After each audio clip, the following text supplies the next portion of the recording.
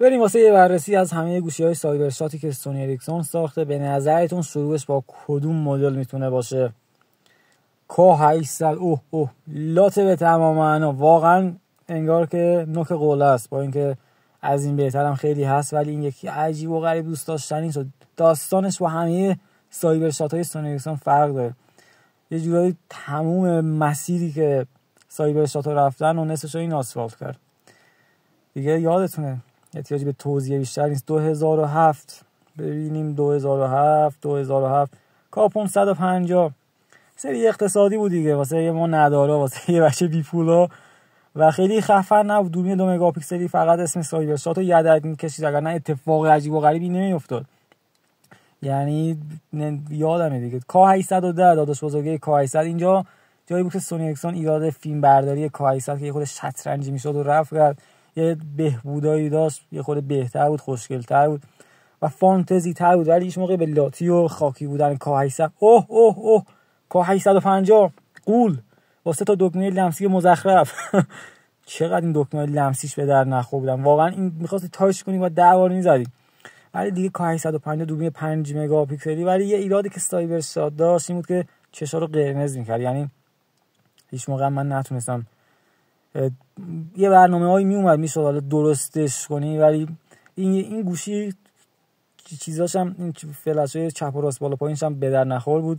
K770 یعنی این هر گوشی که فلاش زنون نداشت من دوست نداشتم، اینم فلاش زنون نداشت، ولی یه گوشی باحال و خوشگل بود دیگه. این پوشش لنزش هم خیلی زیاد خراب میشد، اکثرا خراب میشدن.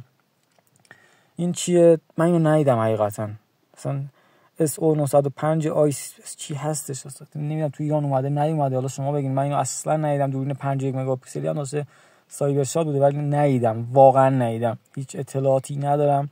ببینیم که 2008 چی ساختن. 2008 چی هستی داداش؟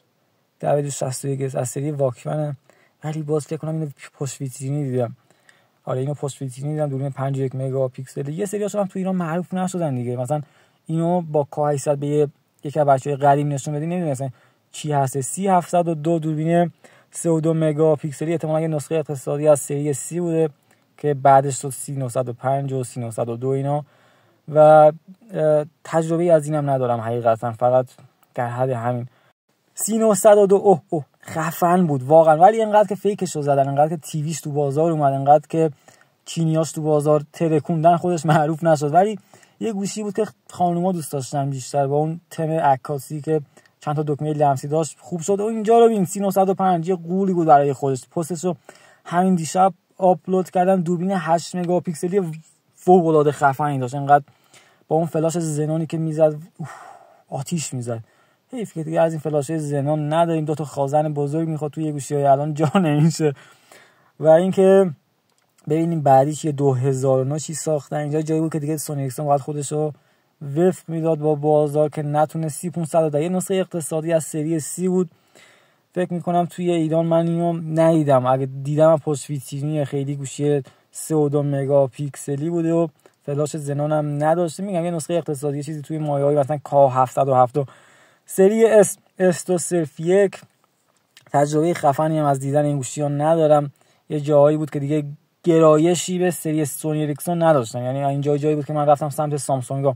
81 مگاپیکسلی 3901 این هم داداش کوچیک‌تر 3902 بود و یه مثل K707 بود این گوشی. خیلی طراحیشو من حس می‌کنم سمت K707 انداختن، ولی 5 مگاپیکسلی بود. 3903 آدمای عجیب و غریب این گوشی رو داشتن. تو بازار ایران اومد و یه گوشی بود که اگه، یعنی من هیچ موقع این گوشی رو نمیگرفتم، پوششش چرا اینجوری بود، اما گوشی خوبی بود. و ببین سال 2010 چی ساختن.